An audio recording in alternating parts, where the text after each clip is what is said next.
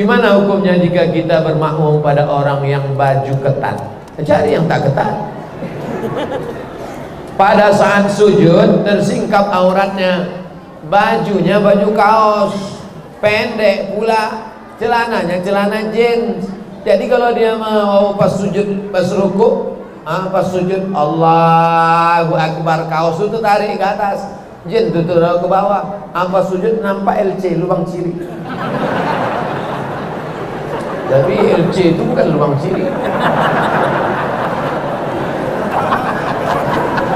Orang yang sholat nampak lubang ciri, sholatnya batal. Maka kalau imamnya batal, makmumnya juga batal. Hai orang-orang yang sholat, panjangkan baju kalian, pakai celana yang panjang ke atas, jangan panjang ke bawah. Nah, pakai ikat pinggang. Kalau kira-kira ruku, ini banyak nih model celana jeans yang mau tanggal ke bawah. Dia yang pakai celana itu, kita pula yang takut lepas. Apa gaya-gaya anak muda ini? Heran saya tengok. Saya dulu perasaan pernah juga muda, tapi tak macam kalian menunjukkan lubang ciri. Syarat sah sholat menutup aurat. Aurat laki-laki dari pusat sampai ke lutut. Kalau terbuka maka sholatnya batal, karena syarat sah sholat. Kalau batal imam, batal juga makmum. Hati-hati berimam sama orang yang terbuka. Mazhab LC itu. Gimana jika pada saat sholat ada anak perempuan 5 tahun menyentuh kita? 5 tahun tak batal, budak kecil. Emaknya baru batal. Budak kecil 5 tahun.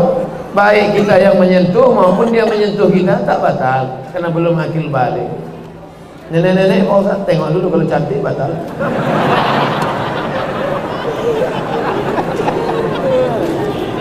Saya seorang supervisor. Supervisor ini pengawas di salah satu perusahaan. Dengan jabatan saya sering memasukkan pekerja di perusahaan itu saya masukkan. Mereka selalu memberi sesuatu seperti bentuk barang, uang sebagai ucapan terima kasih. Tapi saya tak mengharapkan itu. Mereka selalu mendesak. Oh, terpaksa lah itu namanya. Pak, ambil duit ini. Saya nggak mau. Saya nggak. Terus saya jangan goda kami, karena kami mudah tergoda. Jangan kasih saya duit. Ini nomor rekening, transfer aja. Menguji emas dengan api. Kalau mau menguji ini emas atau tak emas, nyalakan dengan api. Menguji orang dengan uang. Kalau mau menguji orang, uji dia dengan uang. Nah, kalau lulus dia ujian uang, lulus fit and proper test. Zaman Nabi SAW datang seorang pengutip zakat. Apa kata dia? Ini zakat saya, ini hadiah saya, ini zakat kambing saya, ini hadiah saya. Dia diutus Nabi untuk mengutip zakat. Dia utus zakat di Yaman. Pergi kau kutip zakat di Yaman. Balik dari Yaman, ini zakat kambing, ini hadiah untuk saya. Marah Nabi. Kalau kau duduk di rumah emakmu, kalau kau duduk di rumah ayahmu, kalau kau duduk di rumah bapakmu, apa mungkin orang datang ngasih kau kambing tiba-tiba? Tidak ada. Engkau dapat itu karena jabatan. Sekarang KPK menyebut itu sebagai gratifikasi. Kalau tertangkap sedang serah terima, OTT, operasi tangkap tangan. Oleh sebab itu hati-hati. Makanya dulu ada orang menikah, pejabat menikahkan anaknya, itu dibongkar KPK kotaknya itu, karena tak mungkin kado. Masa kado isinya 1 M? Kado 1 miliar. Mana mungkin orang ngasih nikah hadiah 1 miliar? Itu apa itu? Gratifikasi. Hati-hati. Mudah-mudahan akhirnya apa? Kita tidak lagi objektif menilai pekerjaan. Dulu kalau dia melihat menjadi pengawas, nah ini gak betul nih, ini salah nih, ini tak tepat ini kurang ini, kinerjanya tak betul. Tapi setelah dapat hadiah, gimana Pak? Ini sebetulnya tak betul, tapi ya agak-agak betul lah. Hati-hati dengan gratifikasi. Pak Ustadz, saya sangat menyayangi orang tua. Saya pun sayang juga, bukan ente. Menyayangi anak, menyayangi suami dan sesama. Yang saya tanyakan, apakah saya salah kalau saya berharap doa dari orang tua, anak, suami dan sesama juga menyayangi saya, dan berharap mereka juga menyayangi saya? Saya berharap mudah-mudahan semua jamaah mendoakan saya istiqomah dan husnul khatimah. Salahkah saya berharap doa jamaah? Oh, udah, jamaah jawabnya. Tidak, kata dia. Maka ibu berharap doa bapak, bapak juga berharap doa ibu. Kita berpisah dari majelis ini. Habis dari ini kita tak berjumpa, tapi sebenarnya kita masih tetap bersama. Karena bapak ibu selalu mendoakan saya. Apalagi kalau ayatnya pendek, qul huwallahu ahad, Allahus somad. Walaupun bapak sukanya nonton ceramah Ustaz Hadi Hidayat, tapi nyebut nama tetap nama saya kan. Mana pernah ada orang qul huwallahu ahad, Allahu Hadi Hidayat. Saudara yang dimuliakan Allah Subhanahu wa taala. Jadi kita tetap bersama dalam doa. Da'autu lisyafi'i fi salati. Aku mendoakan Imam Syafi'i dalam salatku arba'ina sana. Aku mendoakan Imam Syafi'i 40 tahun. Yang berkata itu siapa? Imam Hambali, Imam Ahmad bin Hanbal. Kampungnya di Baghdad, meninggal 241 Hijrah. Nama kitabnya Musnad Ahmad bin Hanbal. Imam Hambali mendoakan Syafi'i 40 tahun. Mau orang Batam mendoakan saya 40 tahun? Macam sampai aja 40 tahun. Saya tak minta bapak ibu doakan saya 40 tahun. Doakan 4 kali aja jadilah. Subuh, zuhur, asar, maghrib, besok. Doakan tak usah banyak-banyak. Ya Allah, matikan Ustaz Somad husnul khatimah. Jangan sekarang. Kasihlah sempatan agak-agak berapa bulan lagi. Cepat aja zaman ini kita mati. Bagaimana cara membimbing istri yang sering merasa jadi babu dalam rumah tangga? Kenapa kau suruh dia kerja semua? Kalau dia nampak cuci piring, bantulah dia. Piring banyak, bantu agak satu. Bantu satu. Kau bukan babu istrimu, cuman kau kebetulan dapat suami yang susah macam mana. Kau doakan murah-murah rezeki, insya Allah nanti ku tambah satu lagi untuk menjadi kawan kau. Apa kata kau? Ambilnya pisau tu langsung. Aslinya bapak carikan pembantu untuk menolong dia. Itu hukum aslinya. Tapi karena bapak susah, tak bisa menolong, paling tidak tolonglah dia dengan kata-kata. Sabar ya ma, sabar. Kau tak lama ini, tak lama. Tak lama kau susah macam ini. Ini udahlah tak bisa mencarikan pembantu. Dibuatnya pula macam pembantu, salah sakap sikit aja, bang, biru mata, bang, merah, gagal, habis gigi. Ustaz Somad, itu bini si pulang itu gigi tak ada yang asli lagi, habis semua. Asal marah sikit, bang, tanggal. Perempuan yang dianiaya macam babu, macam budak ini, maka dia wajib melapor kepada walinya. Ibu punya wali 6 orang. Wali ibu ada 6. Pertama ayah, kedua atuk. Yang tak paham atuk, grandfather. Ayah, atuk, abang, adik, abang ayah, adik ayah, 6 wali. Maka wali tadi memanggil suami brengsek tadi. Brengsek, itu anak gadis kami dulu di rumah itu macam Cinderella, tahu? Pakai sepatu kaca dia dulu di rumah kami. Sekarang sudah nikah sama kau, kenapa cuci piring aja kerja dia? Kenapa masak aja kerja dia? Maka mungkin dihajar. Oleh sebab itu maka kita doakan mudah-mudahan suami-suami ini punya duit banyak, insyaallah. Supaya bisa dia membahagiakan anak yang dulu dikasih mertuanya dengan menyebut nama Allah Subhanahu wa taala. Untuk seorang suami yang mengatakan aku ingin pisah selamanya melalui WhatsApp, apakah itu termasuk talak Pak Ustaz? Talak terbagi 2. Yang pertama talak sorry. Talak sorry itu jelas. Sorry artinya jelas. Aku talak, kau talak. Talak itu artinya cerai, bukan ditolaknya ke sungai. Talak artinya tolak, pakai bahasa Arab. Tolak, 3. Tolak. Tapi kan orang kita payah nyebut tolak, apa talak? Tolak artinya lepas. Engkau aku talak artinya kau kulepaskan dari ikatan. Kalau dia ucapkan begitu, hai ibu-ibu, hai perempuan, pahami dengan baik. Kalau suamimu berkata aku talak engkau, jatuh talak 1. Jatuh talak 1. Tolak itu bagi tolak 1, tolak 2, tolak 3. Dia bukan metik, langsung lah. Nah, dia manual itu 1, 2, 3. Nah, tapi ada satu lagi namanya tolak kinayah. Tolak kinayah itu apa? Tolak kinayah itu pakai bahasa kiasan. Pulanglah kau ke rumah orang tuamu. Kalau ibu-ibu nanti disuruh suaminya, pulanglah kau ke rumah orang tuamu, jangan pulang.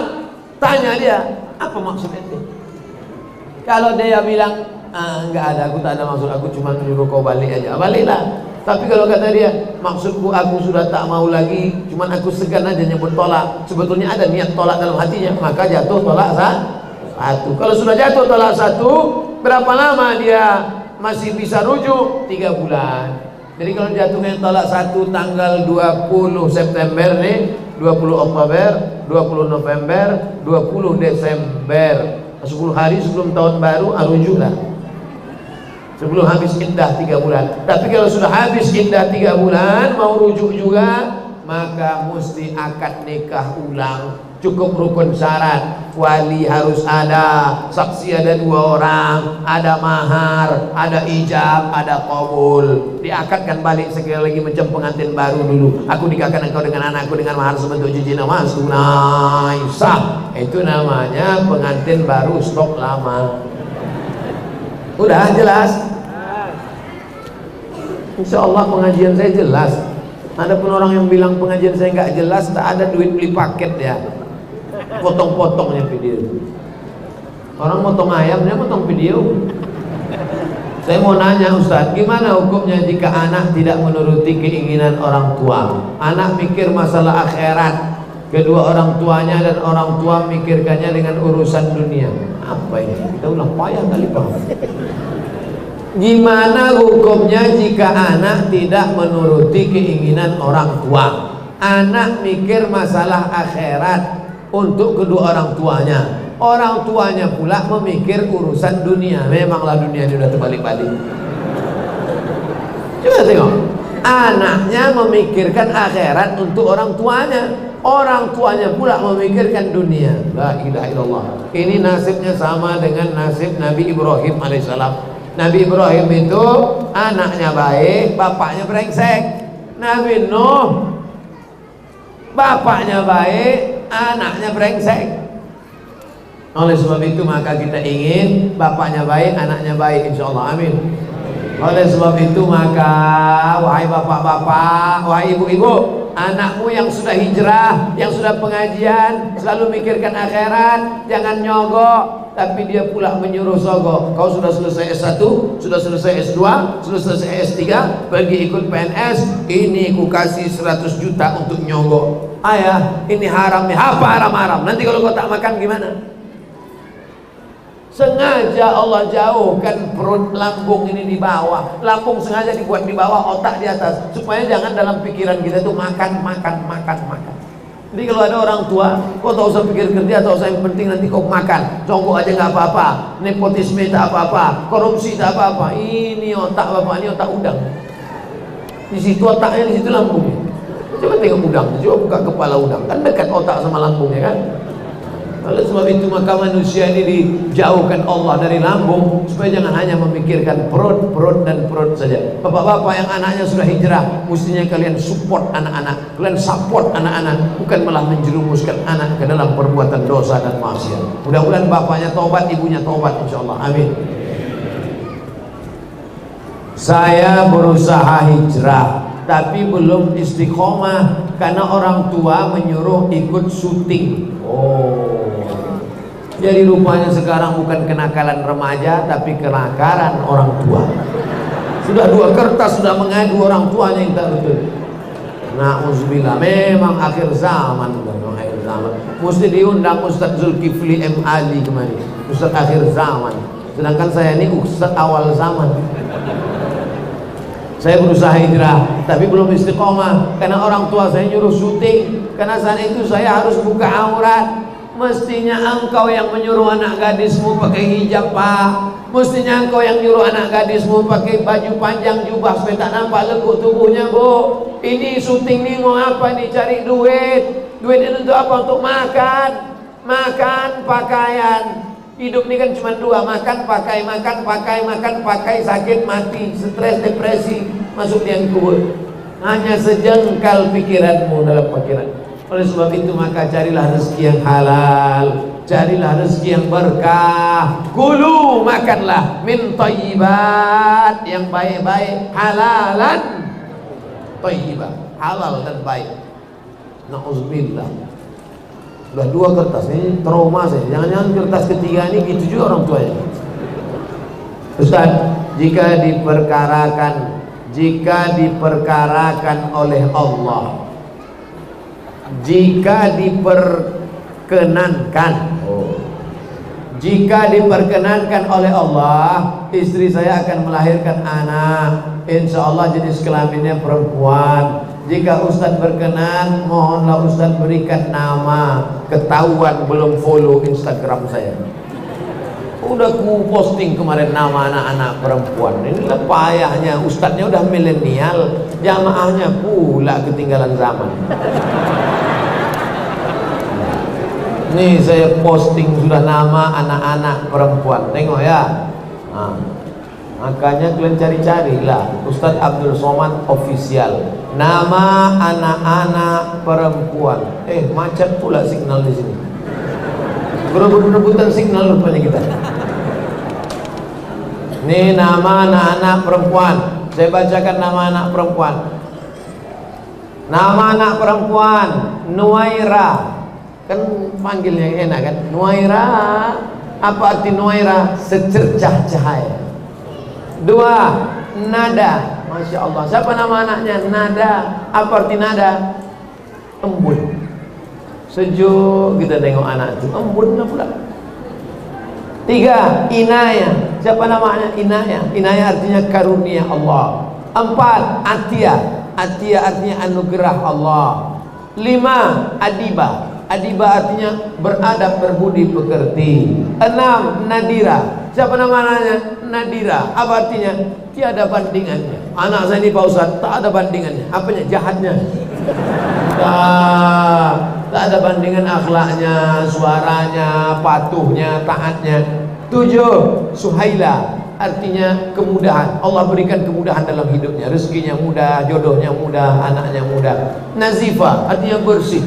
Ini anak saya Pak Ustaz. Siapa namanya? Nazifa. Masya Allah. Telinga berkurap.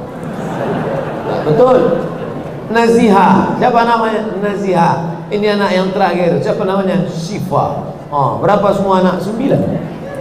Wah, banyak ah. Kok banyak kali anaknya? Ini Pak Ustaz 9, emaknya 3. Yang 2 udah meninggal. Ibu mau marah. Nah, jelas, sudah ada semua. Nama anak laki-laki Pak Ustaz. Anak laki-laki pun sudah diposting juga nih. Ini nama anak-anak laki-laki. Sudah. Siapa nama anak laki-laki? Pertama, Martin. Keren. Siapa nama anaknya? Martin. Martin artinya strong, kuat. Kalau saya gabung Arab dengan Inggris, mantap. Siapa nama anaknya? Martin Strong. Dua, Nidal. Siapa nama anaknya? Nidal. Artinya apa? Perjuangan. Mantap. Siapa nama anaknya? Mujtaba. Mujtaba artinya manusia pilihan. Ini ada satu lagi nama anaknya Azka Azkia. Ini gelar Nabi Muhammad. Salamu alaik Azkal Azkia. Azka Azkia, tersuci di antara yang suci. Azka Azkia, paling takwa di antara yang takwa. Siapa namanya? Sami. Sami artinya orang agung dan mulia. Siapa namanya? Sumesi. Sumesi artinya matahari kecilku. Sebelumnya hari ini gelap aja Pak Ustaz. Sejak lahir anakku ini terang semuanya, matahari kecilku. Kenapa gelap? Merasap. Ini nama anaknya siapa? Nujaimi. Nujaimi artinya apa? Bintang kecilku. Ini nama anaknya siapa? Awal Mustaqbal. Keren. Awal Mustaqbal, harapan masa depan. Ibu pun bangga kalau udah disebut datang. Ini anak saya namanya Amal Mustaqbal, harapan masa depan. Kalau bapaknya masa lalu. Haidar Ilahi. Ilahi artinya Allah, Tuhanku. Haidar singa. Ini siapa anaknya? Singa Allah. Apa beda singa sama anjing? Anjing menggonggong, orang tak takut. Singa diam aja takut. Anaknya mau jadi singa apa jadi anjing? Singa. Ustaz ni ngomongnya anjing-anjing sebut. Ada anjing dalam Quran, anjing Ashabul Kahfi. Lebih baik jadi anjing Ashabul Kahfi menjaga ulama disebut dalam Quran daripada menjadi orang yang mengkhianati ulama. Betul? Takbir. Tapi jangan gara-gara ini balik dari sini semua beli anjing. Saya dari Tembilahan Riau. Oh, inilah jamaah yang paling jauh dengar pengajian. Dari Tembilahan. Sekolah di Ponpes Tajul Alawiyin Habib Bahar bin Smith. Masya Allah. Saya ingin bertanya, apa benar orang yang bernasab habaib itu nasabnya sampai ke Rasulullah SAW? Siapa yang mengaku Habib, maka dia itu punya surat keterangan dari, kalau di Mesir di samping kantor Al-Azhar, ini Masyihatul Azhar, di samping Al-Azhar ada namanya Naqabatul Alawiyin, kantor keturunan Alawiyin, anak daripada cucu cicit Sayyidina Al-Hasan dan Husain. Nabi Muhammad punya anak, turun dari Nabi Muhammad turun Sayyidatuna Fatimah, Fatimah punya anak, turun ke Sayyidina Al-Hasan, cabang dua Sayyidina Al-Husain, Husain punya anak, itulah dia namanya Zainal Abidin. Zainal Abidin punya anak namanya Muhammad Al-Baqir, Muhammad Baqir punya anak namanya Ja'far Shadiq, Ja'far Shadiq punya anak namanya Musa Al-Kazim, Musa Azim punya anak namanya Ali Ridha, sampailah ke bawah-bawah. Itulah marga-marga habaib As-Saqqaf, As-Saqqaf. Tapi karena orang Indonesia payah nyebut As-Saqqaf, apa tuh? As-Segaf, As-Saqqaf, Al-Haddad, Al-Attas, artinya Al-Attas. Tapi kan orang Indonesia payah nyebut Al-Attas, siapa itu? Al-Atas. As-Segaf, As-Saqqaf, Al-Haddad, Al-Attas bin Syihab, Habib Rizik bin Syihab, Ibnu Sumaid, Habib Bahar bin Sumit. Mereka punya nasab itu sampai minimal, walaupun tak nampak kita nasab, minimal hidungnya mancung. Mengaku Habib Pesi. Soalnya kemarin ada ustaz yang ceramah berkata Habib itu bukan keturunan Rasulullah SAW. Di Indonesia ini ada namanya Persatuan Zuriat Keturunan Rasulullah SAW. Kantornya di Jakarta. Saya pernah hadir dalam majelis itu, walaupun saya tak Habib, tapi saya pencinta Habib. Duduklah kami sama para habaib, termasuk Habib Umar bin Hafiz di Hotel Crown 2 tahun yang lalu. Datanglah satu profesor nanya, gimana Habib kok PKI? Profesor dari Jakarta nanya, Habib, ketua ikatan Habib-Habib se-Indonesia namanya Habib bin Smith.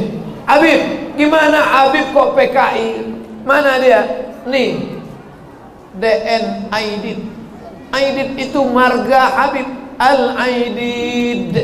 Kok bisa Aidid keturunan Nabi kok PKI? Habib bin Smith senyum. Keturunan Nabi Aidid pakai dal, Al-Aidid. DN Aidid ujungnya pakai apa? T. Aidid. Rupanya dia dulu waktu kecilnya pernah dipelihara Habib, kemudian lari nyasar sesat ke PKI. Nah itulah dibuatnya ujung namanya DN Aidid. Penyimpangan, dia bukan Habib, bukan keturunan Rasulullah SAW. Lalu kemudian ditanya, Habib, gimana cara mendeteksi dia Habib atau tidak Habib? Cukup kami cek 4 saja, nama kakeknya ke atas 4, nah itu bisa ketahuan dia Habib tak Habib. Oleh sebab itu maka ada lembaga yang mengatur ini. Kalau tidak maka semaunya saja orang, asal mancung Habib. Nauzubillah.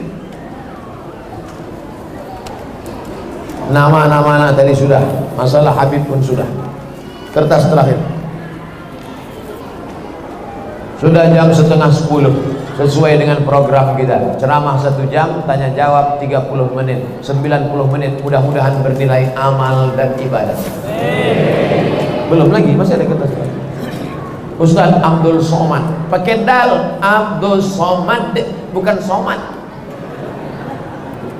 Kalau Somad nama Allah, tempat meminta. Tapi kalau pakai T, Somad artinya diam. Takkan Somad diam? Tolong Ustaz jelaskan pada kami. 1, menceritakan kejelekan orang lain. Ayuhibbu ahadukum ayyakula lahma akhihi maitan. Maukah kamu memakan bangkai saudaramu? Ada orang di Batam mau makan bangkai saudaranya? Mana ada? Bagaimana mungkin ada orang makan bangkai saudaranya? Makan bangkai tikus saja tak mau, makan bangkai orang kok mau? Menceritakan aib orang lain. Boleh menceritakan aib orang lain, syaratnya 3. Pertama, di pengadilan ketika jadi saksi. Hakim bertanya, saksi, ya, benarkah Anda melihat dia mencuri?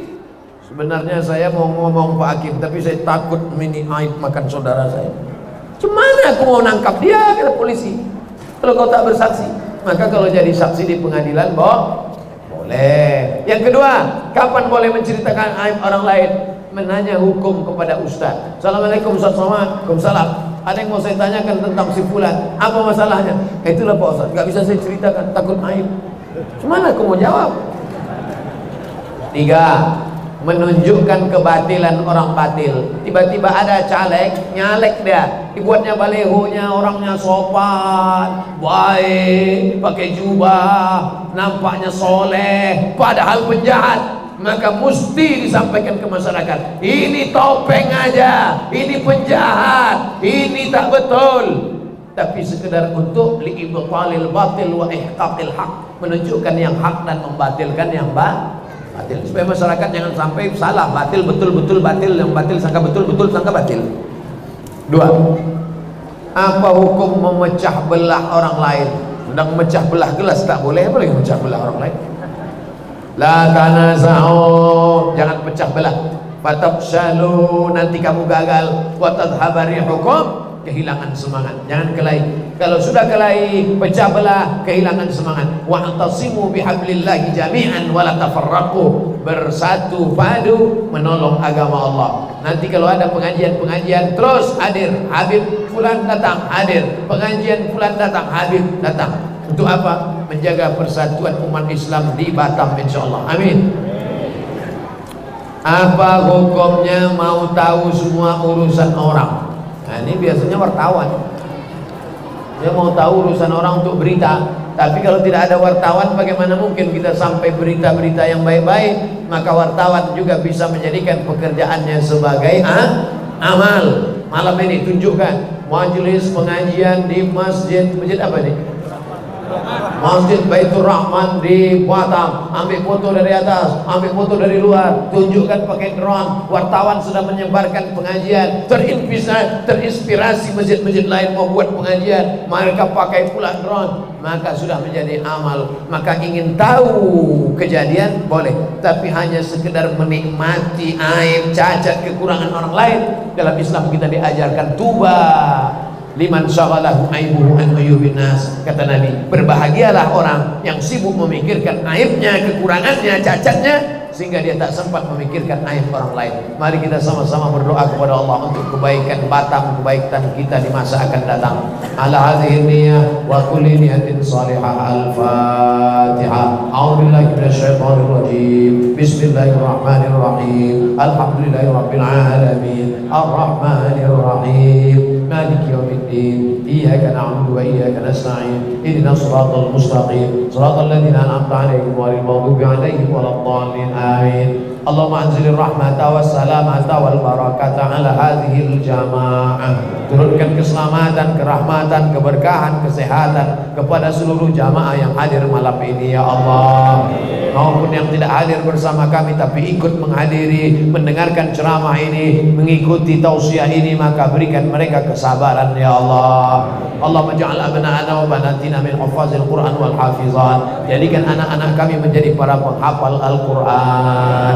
Minal mujahidina fi sabilik bi amwalihim wa anfusihim. Mereka akan menolong agamamu dengan harta, nyawa mereka yang kau titipkan di badan mereka ya Allah. Allahumma in kana rizquna fis sama fa'anzilhu. Kalau rezeki kami masih tergantung di langit, turunkan ke Batam ya Allah. Wa in kana fil ardi fa'akhrijhu. Kalau rezeki kami masih tertanam dalam tanah, naikkan ke atas, tunjukkan kepada kami yang ada di Kepulauan Riau ini ya Allah. Allahumma in kana rizquna ba'idan faqarribhu, kalau rezeki kami masih jauh maka dekatkan ke tempat tinggal kami ya Allah. Allahumma dafa'an al-ghala wal waba wal fahsya wal riba wal zina, selamatkan negeri kami bil khusus Batam dari segala malapetaka, bencana, riba, zina, narkoba, perbuatan keji dan mungkar. Allah marsukna imaman adila, berikan kami pemimpin-pemimpin yang adil-adil dan amanah ya Allah. Allahumma inna nas'aluka salamatan fid din wa afiatan fil jasad wa ziyadatan fil ilmi wa barakatan fil rizqi wa taubatan qabla al maut wa rahmatan indal maut wa maghfiratan ba'dal maut. Allahumma hawin alaina fi sakaratil maut wan najata minan nar wal afwa indal hisab. Rabbana hab lana minas solihin, jadikan anak kami anak-anak yang soleh dan solihah. Rabbana hab lana min ladunka dzurriyyatan thayyibah, jadikan anak kami generasi yang baik-baik, jauh dari narkoba ya Allah. Rabbana hab lana min azwajina wa dzurriyyatina qurrata a'yun, jadikan anak keturunan kami, pasangan hidup kami orang-orang yang sejuk dipandang mata dan menenangkan hati kami ya Allah. Allahumma khtim lana bi husnil khatimah wa la takhtim alaina bi su'il khatimah. Rabbana atina fid dunya hasanah wa fil akhirati hasanah wa qina adzabannar. Wa sallallahu ala sayyidina wa maulana Muhammad wa ala alihi wa sahbihi wa sallam. Walhamdulillahi rabbil alamin.